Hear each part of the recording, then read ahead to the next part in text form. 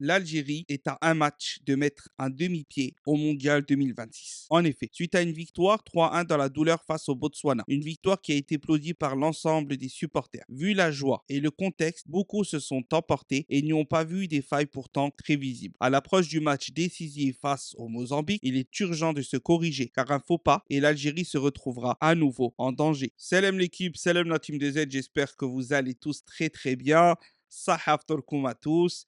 On est dans la dernière ligne droite, dernière semaine du Ramadan. Qu'Allah vous facilite à tous. Bon courage à tout le monde. On va parler bien évidemment dans cette vidéo alors du match face au Botswana qui a eu lieu, du match en fin de vidéo face au Mozambique qui arrive demain, mais une autre vidéo sortira demain. Je vous avoue que cette vidéo-là devait sortir normalement samedi soir, voire dimanche matin, mais j'ai pas pu. J'ai été invité pour le Ftour ce week-end. J'ai eu des choses à faire, des papiers, tout ça. Voilà, bref, j'ai pas eu le temps en gros. Mais du coup, avant de commencer, avant de détailler un peu de quoi on va parler dans cette vidéo, je tenais à vous remercier à tous, d'accord, puisqu'on a dépassé la barre des 20K. Ça fait vraiment, vraiment plaisir. On a repris les vidéos là depuis 2025 il y a à peu près une semaine. On était très absents l'année dernière, mais là, on a repris, on a fait 6 vidéos. Il y a eu plus de 500 personnes qui nous ont rejoints, donc marhaba bikoum sur votre chaîne.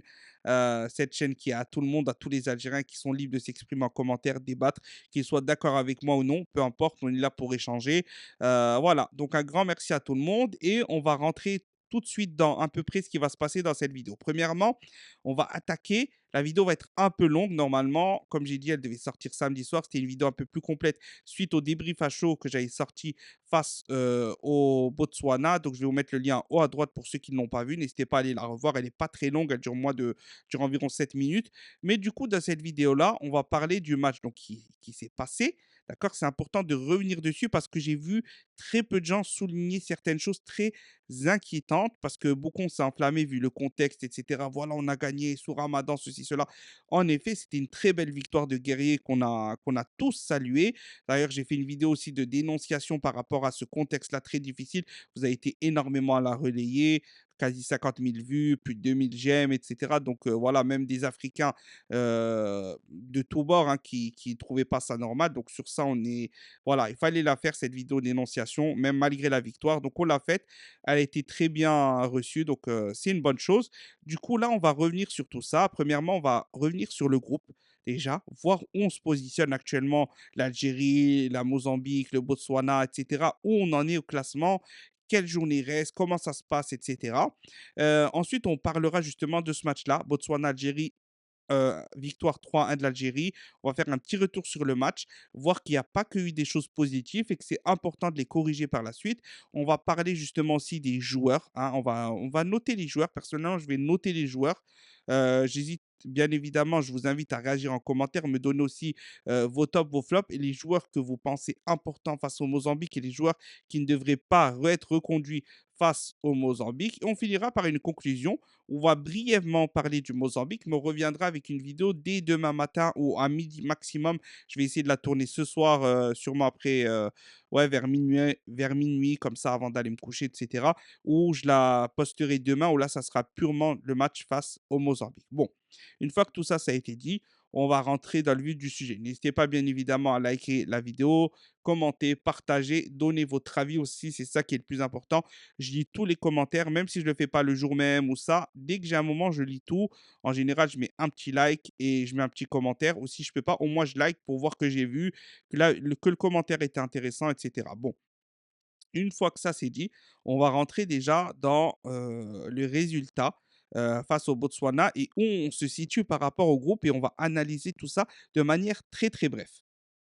Alors, on récapitule les gars. On est premier du classement, d'accord, avant d'affronter demain le Mozambique qui est lui aussi deuxième. Et là où ça coince, ou plutôt où c'est problématique, c'est dans le sens où on est ex aequo, les gars. Ça veut dire que demain, nous n'avons pas le droit à l'erreur. Demain, nous n'avons pas le droit à l'erreur. Un match nul ne nous assure rien euh, par rapport au Mondial 2026. Une défaite nous met en danger.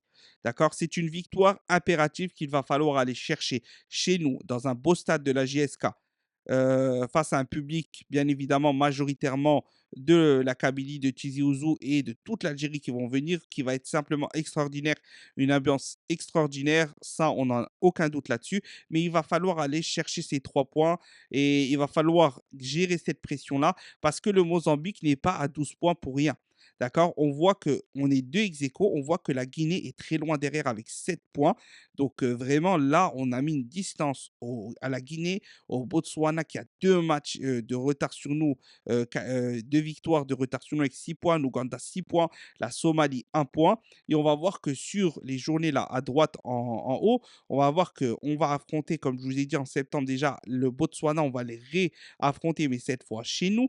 Donc normalement, ça devrait largement passer. On va affronter également la Guinée, où là, ils ont peut-être un petit ascendant psychologique et ils n'ont pas le droit à la victoire, donc ils vont être très motivés. Mais si on remporte le match de demain, si on remporte les 2 matchs de septembre, honnêtement les gars, honnêtement les gars, je pense qu'on sera qualifié au mondial.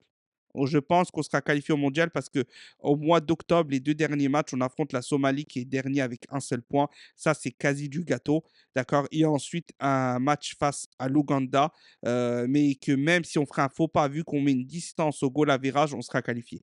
Donc ce match demain est une finale avant l'heure. Ce match est décisif, d'accord? Donc on a 12 points et les 3 points ne doivent pas nous échapper de points demain. Ni un point, ni une défaite, ça serait un drame, ça serait une catastrophe parce que la Mozambique, si elle passe devant nous, les gars, elle va s'arracher, elle ne lâchera pas la victoire, hein. Elle ne lâchera pas la victoire qualificative au mondial. Ça, c'est certain, les gars. Donc, il va falloir être très, très sérieux demain. Bon, maintenant, c'est l'heure du retour sur ce match-là face au Botswana.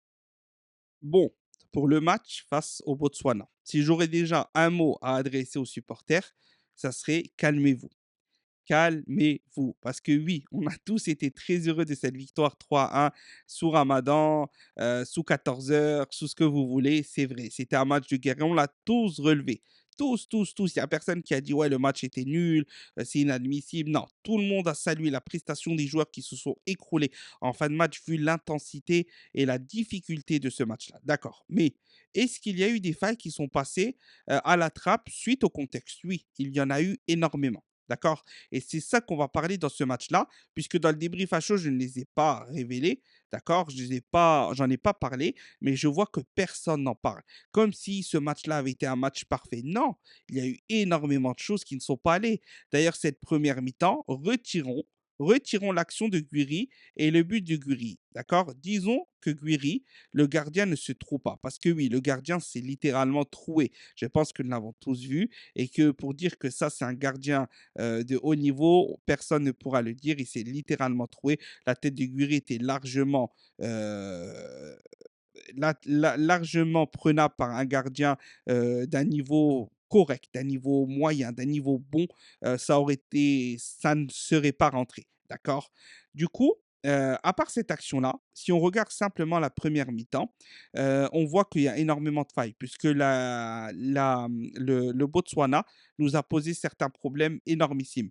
On a vu un Ben Sebaini plaindre plusieurs fois dès les 15 premières minutes de jeu.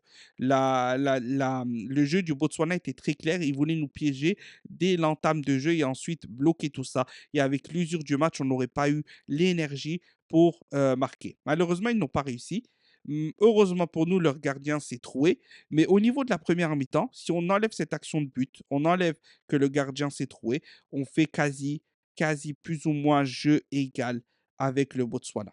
Quasi jeu égal, les gars. Vous pouvez aller regarder les statistiques, vous pouvez aller revoir le match que j'ai essayé de revoir par séquence, etc. Honnêtement, les gars, c'était très compliqué. C'était très, très, très compliqué. Du coup, on peut voir que forcément, beaucoup de choses n'ont pas été bien faites en première mi-temps. On peut voir un Benzia et Zorgan qui ont été plus ou moins moyens. Je ne dis pas qu'ils n'ont pas fait leur match parce qu'ils ont fait quand même leur match. Finalement, j'ai revu certaines séquences. Dans le débrief à chaud, j'avais dit qu'ils avaient été plutôt moyen mauvais, mais finalement non, ils ont été plutôt vraiment moyens, voire certaines phases très bons, etc. Donc de toute façon, vous verrez dans la note des joueurs, j'en reparlerai.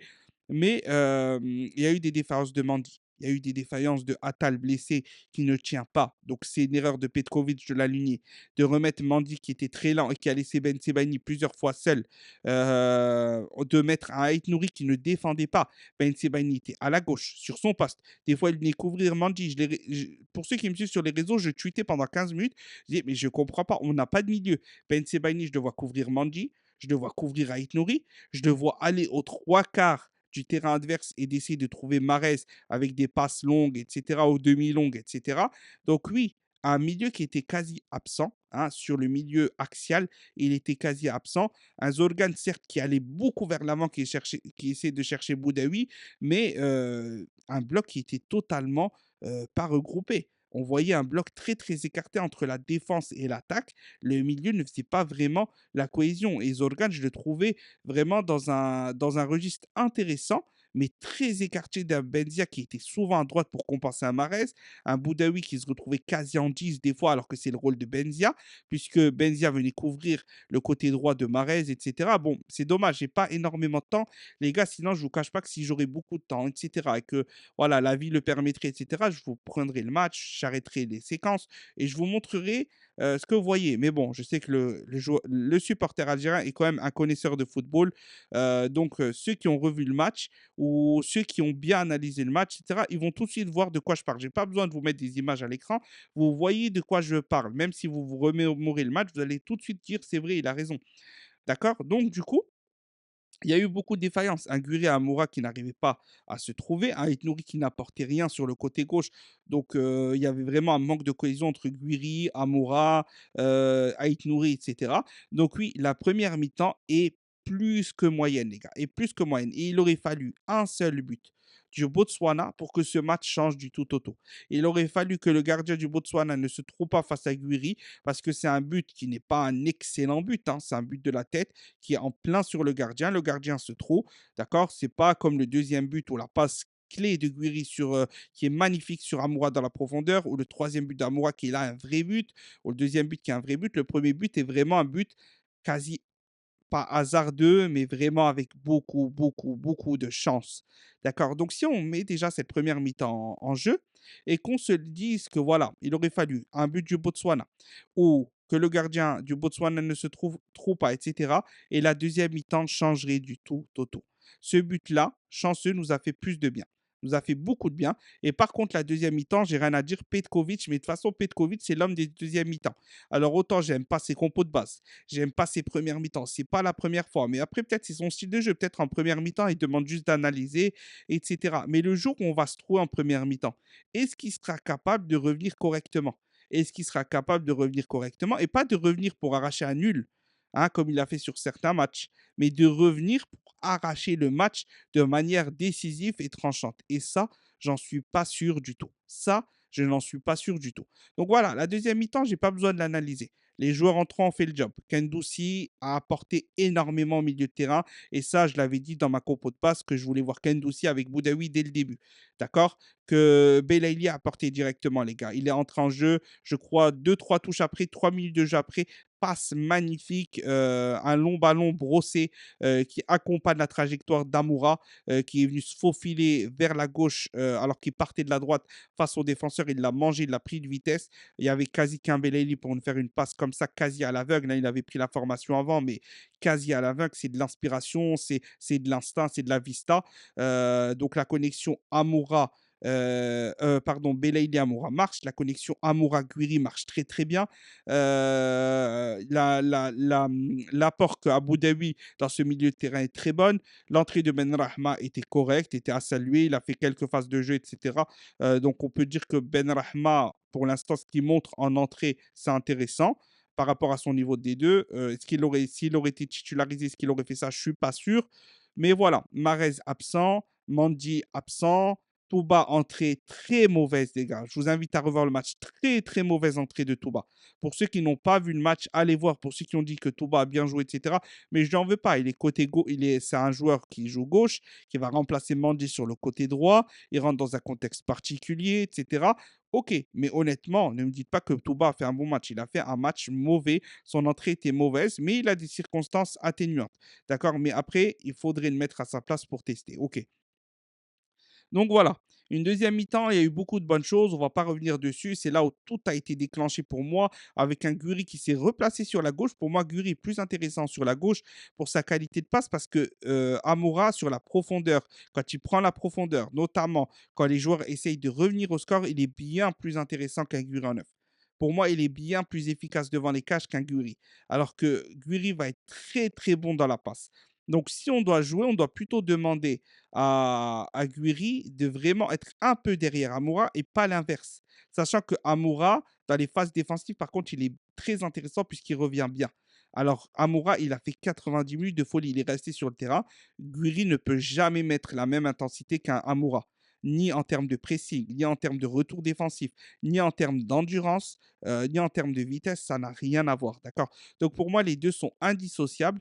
Mais vraiment, vraiment, Guiri, il doit jouer des fois plus bas, des fois plus haut. Il doit vraiment s'adapter à Amoura parce que ce duo-là peut faire très, très, très, très mal pour la CAN, pour la Coupe du Monde, etc. Mais il faut que les deux se comprennent. Il faut vraiment que Guiri soit un 9-10 quand Amoura est un 9 en profondeur et que Guiri soit un 9 vraiment bah, un peu à la Benzema, les gars, hein. C'est un peu à la Benzema, mais qui s'adapte à Amoura. Vraiment qui s'adapte à Amoura. Parce qu'Amoura, lui, on a trop besoin de lui dans l'aspect offensif, défensif, profondeur, retour, repli, à gauche, à droite, etc. Il est trop, trop polyvalent. Trop, trop polyvalent. Et il est sur tous les fronts. Il est capable de revenir au fond. Il est capable de repartir du milieu, d'accélérer tout seul, de prendre tout le monde de vitesse. Et il tient 90 minutes. On l'a vu, hein, 14 heures, Ramadan, chaleur 29 degrés, etc. Il n'a pas bronché jusqu'à la fin. Il n'a pas bronché jusqu'à la fin. Donc voilà. Il y a d'énormément de points positifs, les gars, sur cette deuxième mi-temps. Mais parce que le contexte de la première mi-temps l'a permis. Mais attention aux failles de la première mi-temps, les gars. Si les gens ne réagissent pas, si Petkovic ne réagit pas, s'il ne comprend pas qu'à un seul but du Botswana, le contexte aurait pu être totalement différent. Si le gardien ne s'était pas trouvé, le tour aurait pu être totalement différent. Et ben, ça peut se payer très cher. Donc, pour ceux qui ont encensé Petkovic, etc., parce qu'à moi, c'est ce que j'ai vu, moi, je ne suis toujours pas convaincu. Certes, il y a du mieux, certes, il y a des choses positives, mais ça, on l'avait déjà dit, que ces deuxièmes mi-temps étaient toujours bonnes, on en a déjà parlé. Mais ceux qui en ont fait tout un truc, je ne sais pas quoi, non, vous vous trompez, les gars. Vous vous trompez clairement. Il y a du positif, il y a du négatif aussi grandement. Est-ce qu'il est capable de sortir des Riyad Mahrez, des ceci, des cela? C'est pas sûr, les gars. Et justement, on va passer aux notes des joueurs pour voir les joueurs qui, pour moi, ont marqué le coup, d'autres n'ont pas marqué le coup, même si vous l'avez déjà un peu compris là depuis avant par rapport à ce que je dis. Mais on va voir ça plus en détail. On passe aux notes des joueurs cette fois-ci avec un avis très bref et individuel sur chacun. Bon, déjà, si vous êtes resté jusque-là, on est quasi à environ 18 minutes, donc c'est que vous êtes vraiment, vraiment des passionnés de l'équipe d'Algérie. Vous avez envie d'entendre tout ce qu'il y a à savoir sur le sujet. Vous avez aussi envie de savoir si ce que je dis, c'est en rapport avec vous ou pas, pour pouvoir donner votre avis, hein. Je peux totalement me tromper et vous pouvez avoir raison, etc. D'ailleurs, il y a des gens sur des briefs à chaud qui m'ont dit que Benzia a fait un bon match, que j'abusais, etc. Et c'est vrai, j'avais trouvé que, enfin bon, pas bon match, mais j'avais un peu abusé sur le Cabendia après avoir revu des séquences, revu des bouts de match, etc. Je vous accorde, vous avez eu raison, mais c'est pour ça qu'on a toujours le débrief à chaud et le débrief un peu plus à froid, tête reposée, où on voit plus de choses, si on peut regarder le match, etc. Bon, bref. Si vous êtes jusque-là, les gars, n'hésitez pas dans les commentaires. Vous marquez Team Herrera ou Team Sharba. Si vous êtes des mangeurs de Sharba, vous le mettez. Si vous êtes des mangeurs de Herrera, vous le mettez et on voit c'est qui a le plus là, le plus de vrai dans cette vidéo qui ont suivi jusqu'au bout. Bon, on est parti sur les notes. Alors, Ait Nouri 5. Les gars, Ait Nouri, c'est 5 voire 4. Comme vous avez vu, j'ai entouré chaque joueur en rouge, en vert ou en jaune. Rouge, vous comprenez, c'est les plus mauvais. Jaune, c'est moyen, moyen bon, selon le contexte, mais peut faire mieux. Voilà, pas forcément une place de titulaire. Et vert, c'est très très bon. Vert, c'est très très bon. C'est ceux qui ont assuré pour moi une place et qui ne doivent plus bouger du 11 parce que ce match-là est très révélateur de la capacité physique de chacun, de l'engagement de chacun et de l'apport de chacun. Et bien évidemment, le gardien, on l'a mis en bleu parce que pour moi, la seule chose que je dirais, et on va plutôt commencer par lui avant de revenir sur Ait Nouri, c'est que actuellement on n'a pas beaucoup de choix en gardien.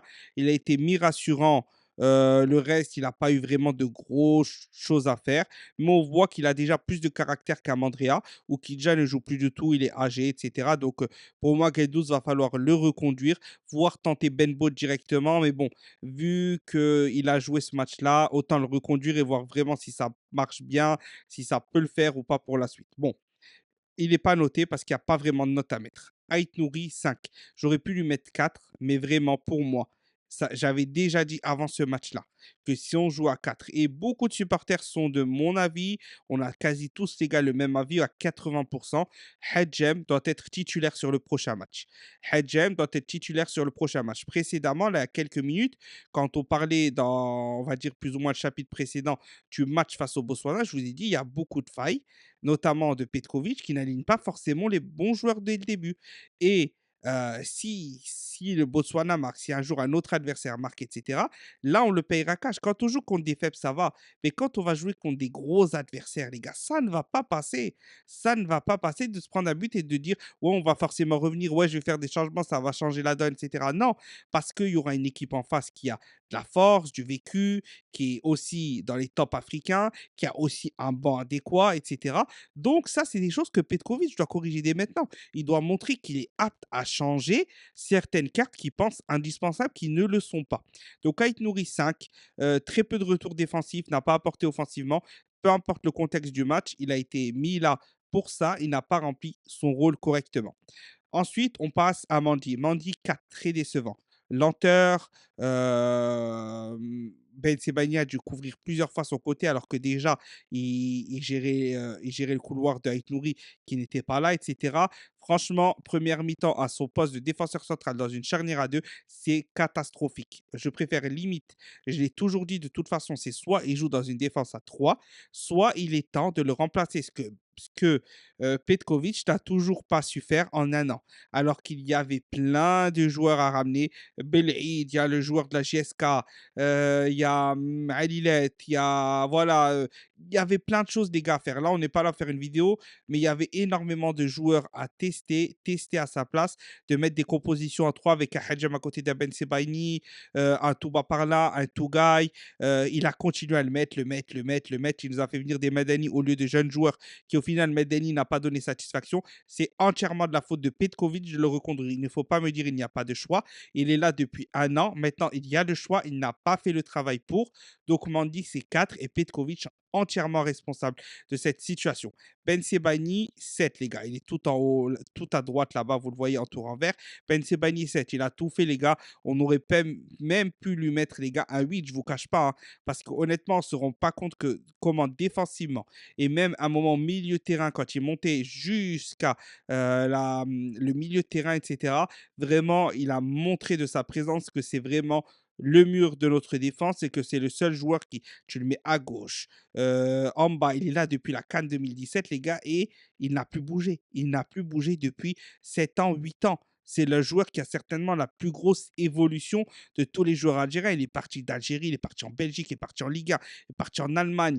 En Allemagne, il a monté encore, etc. Honnêtement, Ben Sebaini, c'est très, très bon, très, très fort. Il va juste falloir solidifier tout ça. Moi, je suis pour une défense à 3 et le placer carrément au milieu.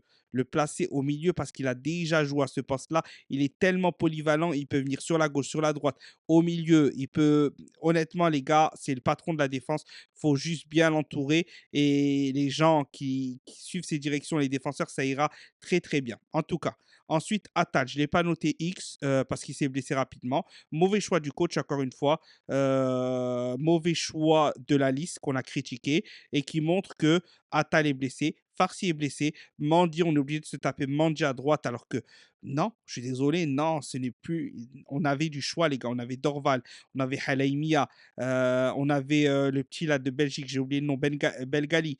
Les gars, on avait du choix. Sa liste nous prête, nous met dans cette situation-là. Donc Attal, je ne le note pas. Pour moi, la faute est de Petkovic. Il n'aurait jamais dû être aligné et la liste n'était pas la bonne. Ok, on passe au milieu de terrain. Zorgan 6, Bendia 5,5. C'est les deux que j'ai entourés en jaune parce que honnêtement, euh, quand on regarde la difficulté du match, les gars, je vous invite à revoir le match. Zorgan a mis beaucoup de ballons verticales vers l'avant, ce qu'on dit depuis le début. C'est pas le meilleur, c'est pas le plus rapide, c'est pas un Boudaoui, mais honnêtement, il a des qualités que d'autres n'ont pas. Il sait jouer pied droit, pied gauche. Il porte le jeu vers l'avant.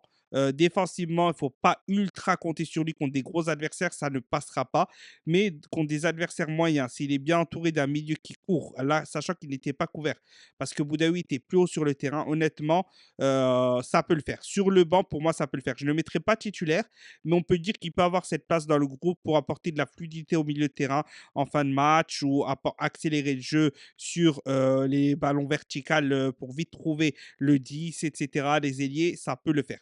Pedia, 5,5. J'aurais pu lui mettre la même note que Zorgan, 6, mais je l'ai vu beaucoup trop dézonné. Alors, j'aurais pu lui mettre 6, parce qu'en vrai, si on prend en compte qu'il a beaucoup soulagé Mahrez, heu, il peut mériter un 6, voire un 6,5, mais dans son rôle pur de 10, honnêtement, je ne l'ai pas trouvé assez bon. Je l'ai pas trouvé assez bon, j'ai trouvé qu'il revenait des fois beaucoup de fois vers l'arrière, il s'excentrait beaucoup à droite. Voilà, est-ce que c'est des consignes ou pas? Peu importe, moi je juge sur ce que je vois. Tu as mis un ailier droit qui est Mahrez, qui n'apporte pas. Mon problème, c'est pas de savoir si ton 10, il rentre trop dans le côté droit, et cetera. Moi, je juge ce que doit faire un 10, et sur ce que doit faire un 10, ça reste moyen, bon 5,5 voire 6, voilà, pas plus.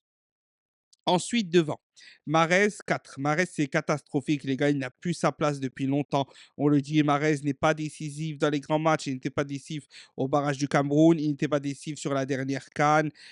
Il n'est pas décisif sur les matchs, les grands matchs à l'extérieur, ou très peu, dans des conditions difficiles. Voilà, il revient bien dans son club, mais ça ne suffit pas. Ça n'a jamais suffi. Ceux qui étaient pour une exclusion ou qu'on écarte Belaïli, qui était toujours pour la venue de Mahrez, c'est une incohérence footballistique et une injustice sportive, parce que Belaïli, décisif face au Cameroun au barrage, beaucoup plus d'occasions créées. Là, encore une fois, il rentre 3 minutes, balle en profondeur pour Amoura. Il n'y a pas de débat, d'accord, même si là, on n'est pas pour parler de Belaïli. À la base, moi, j'aurais été pour la venue de Petkovic pour reconstruire, mais ça n'a pas été le cas. Donc voilà, tout simplement.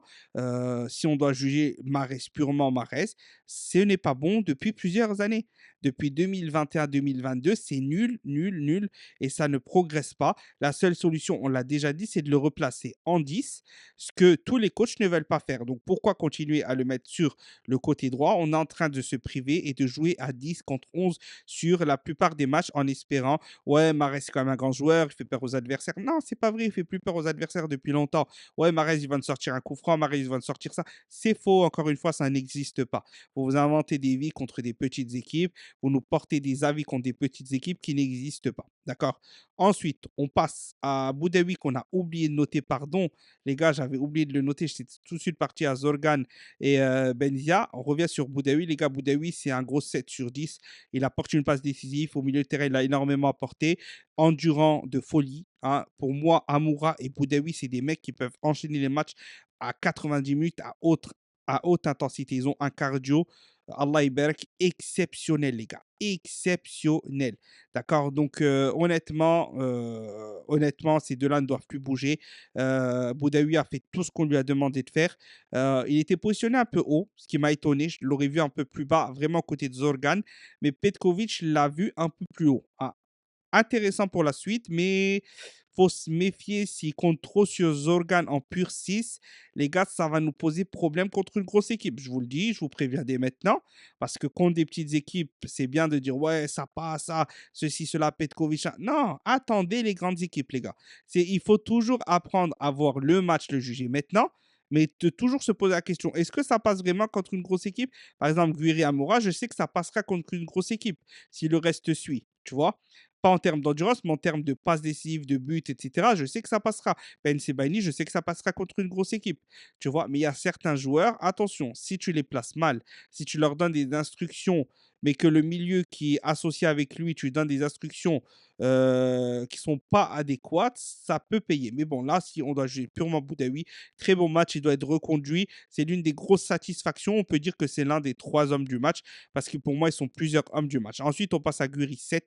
Guri a mis un but, premier but hasardeux, mais c'est quand même un but, parce que le gardien, voilà, l'arrête, la laisse passer, ok. Ensuite, la passe décisive sur le deuxième but d'Amoura, exceptionnelle. Là, il était un peu plus bas, les gars. C'est ce que je vous expliquais en début de vidéo, enfin vers le milieu de la vidéo, pour vous dire que des fois, il doit jouer un peu plus bas et c'est plutôt Amoura qui doit être en neuf parce qu'Amoura prend la profondeur alors que Guiri ne sait pas la prendre comme lui. Tu vois? Donc, et la Guiri est plus technique que Amoura. Donc, Kamura. Donc, tu vois, il faut en tout cas, les 2 sont très bons. Je lui mets un 7 parce qu'il est sorti à la 60e et il n'a pas forcément le cardio pour tenir 90 minutes comme Amoura, à qui je mets un 8, qui est pour moi l'homme du match. Ses buts, il se les fait vraiment dans la profondeur sur le côté, il trompe le gardien les 2 fois, il trompe les défenseurs les 2 fois. C'est vraiment des buts qui seul, hein, seul contre plusieurs. Il les fait, il la met au fond, il se place bien, il prend la profondeur, décalage, vitesse, repli défensif. Il n'y a rien à dire. C'est pour moi l'homme du match par excellence. Voilà. Donc voilà, là, on a fini, les gars, sur les notes des joueurs. Précédemment, on a parlé du premier match face au Botswana. On est revenu correctement dessus, concrètement. Et on va finir simplement par conclure en parlant du Mozambique et tout ce qu'on doit retenir de ce qu'on a évoqué précédemment. Alors, on va simplement conclure en parlant du match qui aura lieu demain face au Mozambique.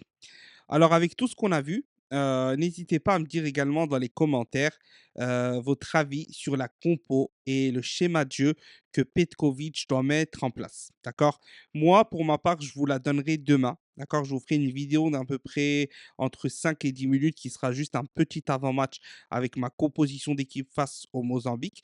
On va simplement, et on reviendra plus en détail sur le Mozambique demain et le match de demain, mais on va simplement conclure que par rapport à tout ce qu'on a dit, on a vu qu'il y a des défaillances claires sur la composition de Petkovic, sur les joueurs mis en place. Ça peut passer une fois, deux fois, trois fois contre des petites équipes. Et là, on rappelle le Mozambique, on est aussi supérieur à eux. Donc ça peut passer. Mais les gars, il faut toujours voir plus loin. C'est maintenant qu'on construit une équipe parce que quand on sera arrivé à la CAN ou si on se qualifie au mondial, qu'on arrive au mondial, on n'aura plus le temps de changer. Et il sera trop tard pour changer. Il partira avec les joueurs qu'il a mis et là, tout va s'écrouler.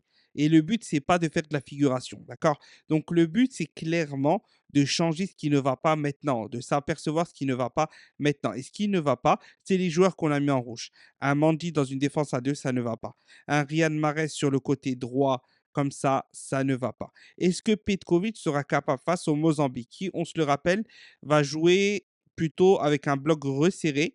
Le but, c'est vraiment d'attendre, de contrer. Ils vont attendre et contrer, d'accord? Et ils ont des armes bien supérieures au Botswana pour contrer avec des joueurs rapides devant, un bloc compact au milieu. Je crois qu'ils jouent en 4-2-3-1 ou voire en 4-3-3, mais avec deux relayeurs très bas.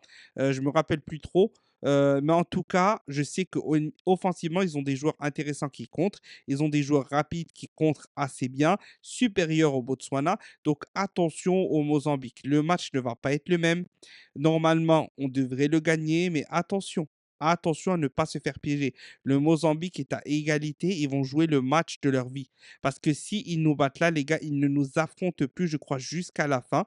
Et s'ils gagnent tous leurs prochains matchs, c'est eux qui passeront et qui se qualifieront au Mondial 2026. Donc, ils vont faire le match de leur vie. C'est sûr et certain. D'accord? Donc, ça va être un match intense. Il faut absolument marquer dès la première mi-temps. Il faut marquer un but. C'est essentiel pour les faire changer de schéma tactique, les faire changer d'attaque, les faire changer d'esprit pour qu'ils jouent différemment que ce qu'ils avaient prévu. Parce que s'ils s'en tiennent à leur plan et qu'on n'arrive pas à marquer ou qu'ils nous surprennent en nous marquant et que c'est nous qui devons changer notre plan, ça va être très très compliqué. Le seul point fort, c'est que Petkovic est très bon au coaching. Ça, je ne le nie pas, je l'ai toujours dit, c'est vraiment une de ses qualités. Il est capable de bien manager la deuxième mi-temps pour pouvoir revenir au score, mais on ne veut pas d'un match nul. On veut d'une victoire. Donc attention au Mozambique. Ne prenons pas ce match-là à la légère. Au contraire, il est très, très, très important. C'est notre match qui va nous permettre de mettre un pied, un demi-pied au mondial 2026. Je rappelle que normalement, les barrages sont finis. Enfin, non, ils sont finis en Afrique. Il n'y a plus de barrages, il n'y a plus cette difficulté à aller au mondial comme on connaissait avant pour les pays africains. Normalement, les gars, ça, c'est un parcours pour nous pour se qualifier au mondial. Si on ne se qualifie pas avec ce groupe-là, avec cette méthode de qualification, on n'a plus rien à faire dans le monde du football, les gars. On n'a plus rien à faire dans le monde du football. Donc voilà, la vidéo était un peu longue. Restons concentrés. J'espère que Petkovic fera les choix adéquats, qui sortira certains joueurs de son 11, qui sera prêt à changer certaines choses, de montrer qu'il a la patte Petkovic, qu'il est capable de nous faire quelque chose, qu'il est capable de faire quelque chose de sérieux et d'intéressant. Si c'est le cas, franchement, je saluerai ça. Mais s'il continue à nous remettre Mahrez à droite, à refaire les mêmes choses, les mêmes erreurs, remettre Aït Nouri, pas tester Hadjem, repartir, je sais pas, faire les mêmes choses, même si ça passe, les gars, je vous le dis, moi je vois à long terme et c'est à long terme que ça ne passera pas. Et ne dites pas que je vous ai pas prévenu. Parce que là, vous êtes simplement aveuglé par une qualification, par des victoires, etc. Mais nous, on vise plus loin, les gars. Se qualifier pour sortir au premier tour, ou pour ne battre aucun record, pour ne gagner même pas. Parce que bon, des titres à rigueur, s'il n'en gagne pas, mais qui fait un très très bon parcours, mais ultra bon parcours et qui revient, sachant qu'on n'est même pas en train de construire, peut-être, passe encore. Mais au final, est-ce que ça aura donné quelque chose d'intéressant pour la sélection pour l'avenir? Non, parce qu'au final, on restera sans titre, etc., etc. Alors qu'avec les joueurs qu'on a, il a la capacité de faire quelque chose de très intéressant qui peut rentrer dans l'histoire de l'Algérie. Mais s'il n'applique pas ces choses-là, ça ne marchera pas. Voilà, en tout cas, c'était mon avis pour cette vidéo. Je vous remercie pour ceux qui sont restés jusqu'à la fin. La vidéo était très très longue, je le sais, plus de 30 minutes. C'est pas habituel, mais j'avais beaucoup de choses à dire. Vu que j'ai pas fait de vidéo hier, avant-hier, etc., vraiment, j'aurais voulu la sortir samedi soir. Elle aurait eu plus d'impact que vous avez 2 jours pour la voir. Là, vous avez une bonne journée pour la voir jusqu'à demain. J'essaierai de faire une vidéo sur le Mozambique. Voilà, c'était tout. Portez-vous bien. Sahaf encore. Salam l'équipe.